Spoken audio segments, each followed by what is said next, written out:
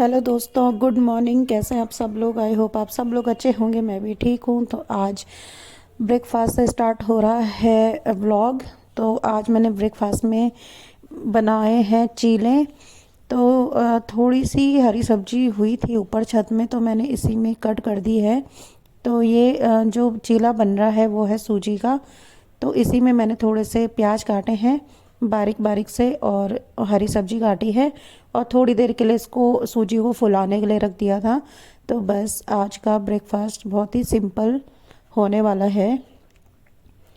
तो चीला तो बन गया था, लेकिन पलटते पलटते टूट गया। तो फर्स्ट तो एक ऐसा होता ही है जो ऐसा बन जाता है, और बाकी के सारे अच्छे बनते हैं। तो अभी मैं आई हूँ छत में, क्योंकि आज मैं थोड़ा जल्दी उठ गई थी। तो मैंने सोचा कि चलो थोड़ा छत की सफाई भी हो जाएगी आज। और मतलब इन पेड़ पौधों में थोड़ा पानी भी देना था, तो बस वही कर रही थी मैं। तो एक दो दिन से मुझे जुकाम भी हो रहा है, तो रात भर मतलब नींद नहीं आई, क्योंकि गले में बहुत ही ज़्यादा दर्द हो रहा था। ऐसा लग रहा था जैसा टॉन्सिल्स का होता है ना दर्द, वैसे हो रहा था। तो आज सुबह फिर ना नींद जल्दी खुल गई, तो मैंने सोचा कि चलो काम थोड़े निपट जाएंगे, तो शाम के लिए काम कम रहेगा। आके शाम को ही जो रेस्ट करूँगी मैं। तो अभी मैं आ गई थी छत में फिर। तो कपड़े भी तो इस प्लॉट में हो रखी थी उड़द की खेती। तो सारी उड़द निकाल दी है आज। और वो है रखी हुई उड़द निकाल के। और इसमें अभी जो भी होता होगा, कूटना और बीज वगैरह वो अलग सब करना, वो शायद हो गया है कि नहीं हुआ है पता नहीं। लेकिन उधर भी कुछ बोया जा रहा है, उधर ट्रैक्टर लगा हुआ है। तो देखिए इतना बड़ा प्लॉट है, और बहुत सारी उड़द होती है यहाँ पे, और धान वगैरह गेहूँ वगैरह बहुत ज़्यादा होते हैं।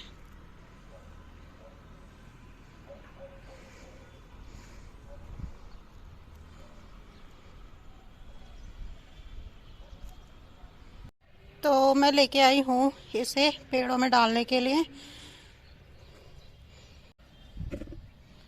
तो एक चम्मच हो ही गया होगा। चलिए इसमें पानी भरते हैं।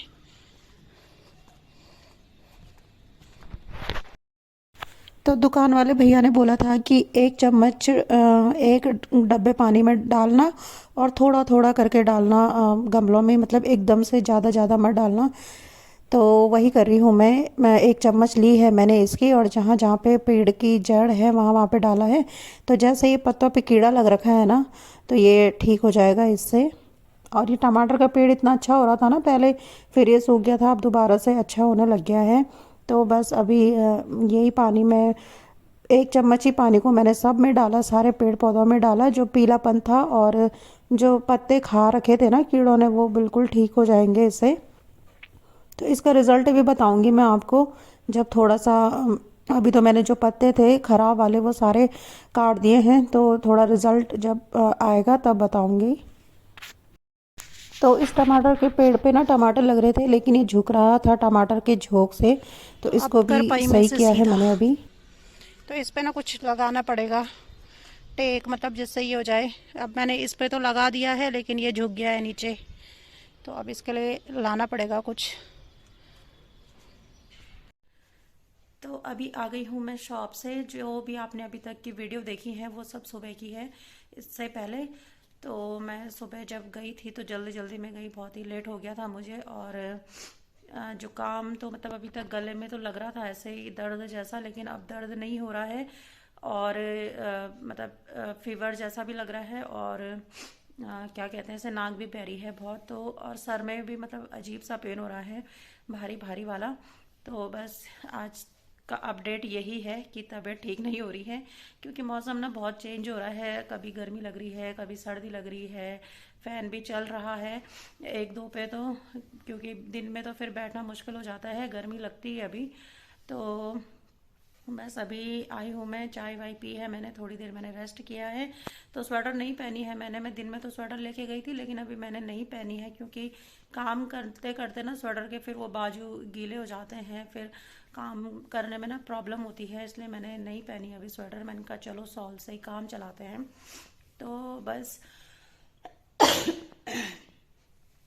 तो चलिए फिर अभी बनाते हैं सब्जी। तो सब्जी बनेगी आज बैगन की, और जो जो भी आगे होता रहेगा वो मैं आप लोगों के साथ शेयर करती रहूँगी। तो चलिए फिर।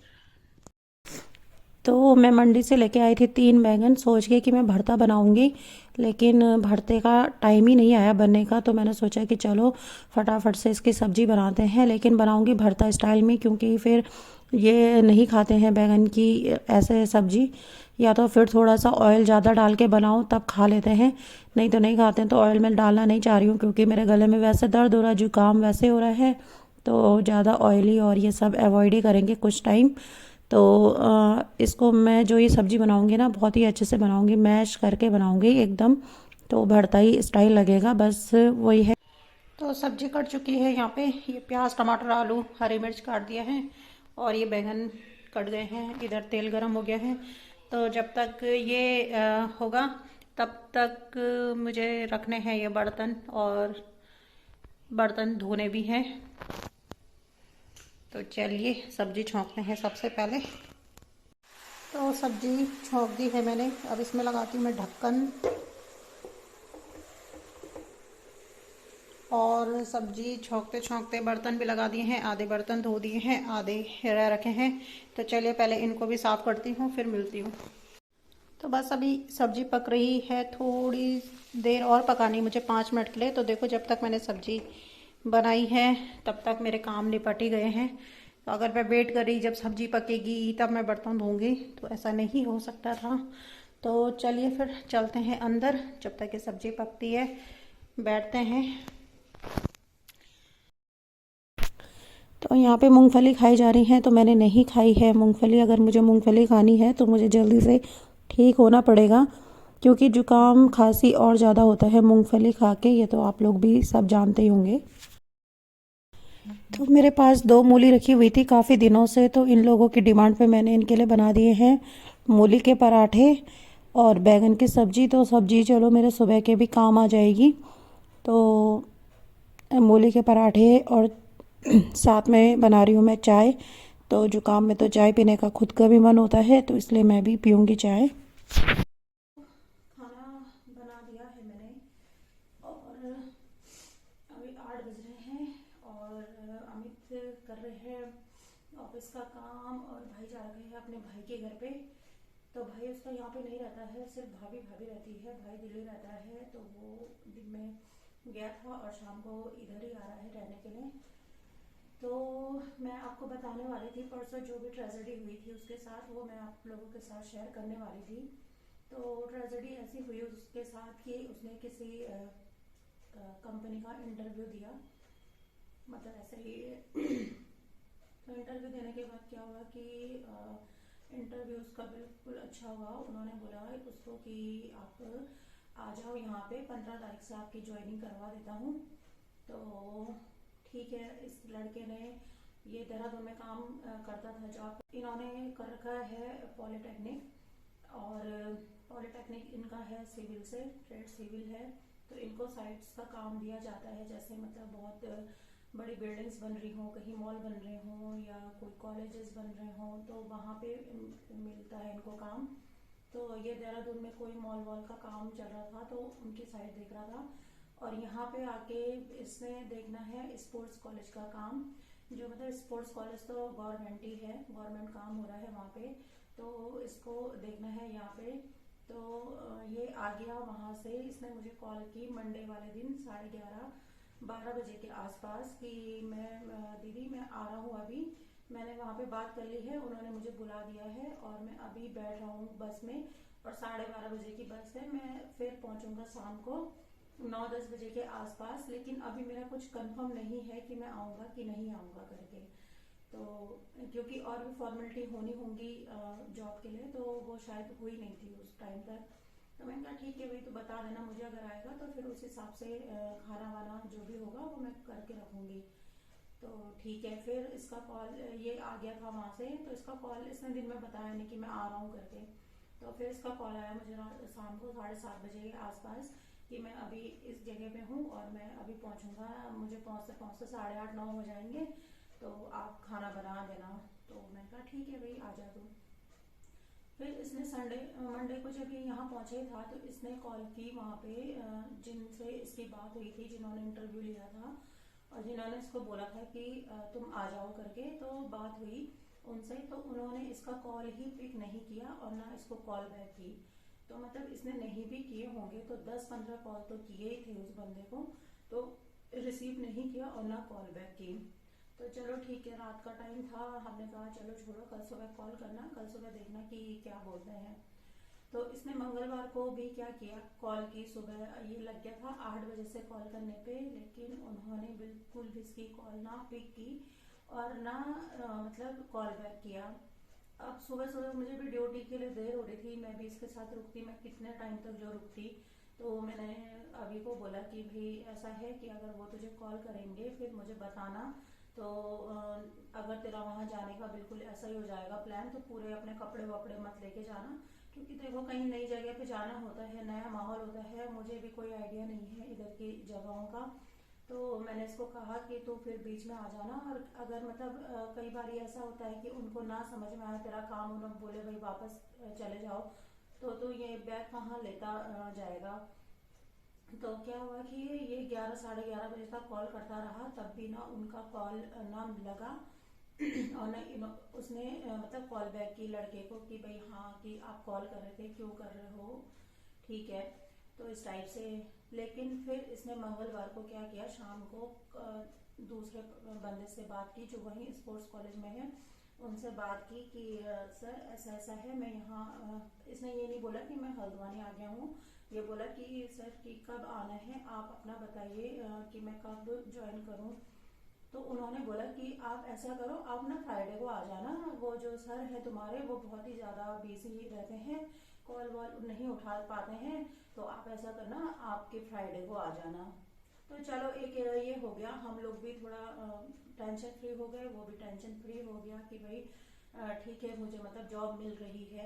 नहीं तो ऐसा हो रहा था उसको कि मैं वहां से भी छोड़ के आ गया हूँ, देहरादून से भी, और मैं अब यहाँ भी जाता हूँ और अगर इन्होंने ना रखा मुझे तो क्या होगा। फिर दूसरा दिमाग उसका ये भी चल रहा था कि मुझे अभी देहरादून में करने देते काम, और मतलब तभी बुलाते जब बिल्कुल ज्वाइनिंग का ही टाइम होता, उसी टाइम में बुलाते, मुझे पहले से क्यों बुलाया, कम से कम मुझे वहां से आधी सैलरी तो मिलती। तो चलो वो भी ठीक है।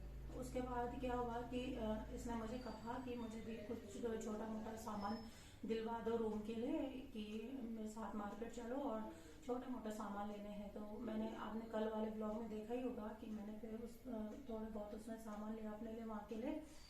तो फिर इसने क्या किया, कॉल की। तो कॉल आज भी इसने कॉल नहीं, इसने कल शाम को कॉल की उनको, तो उन्होंने इस बंदे को जवाब दे दिया कि अभी यहाँ के कई गेस्ट रूम फुल हो रखे हैं, जिस रूम में आपने रहना है वो रूम फुल हो गया है, अभी आपके रहने की व्यवस्था नहीं हुई है, आप ऐसा करिए आप मंडे को आना और मंडे से ज्वाइन करना।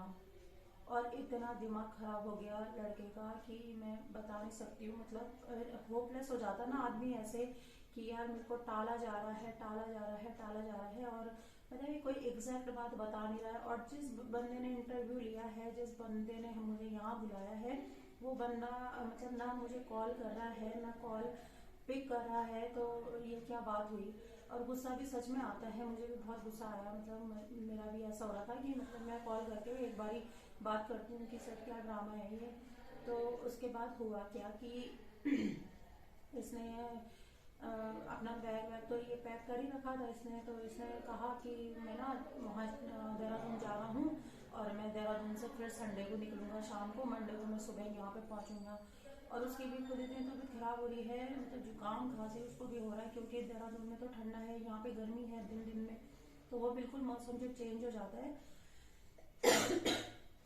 इस वजह से फिर उसकी भी तबीयत खराब थी, बुखार भी था उसको।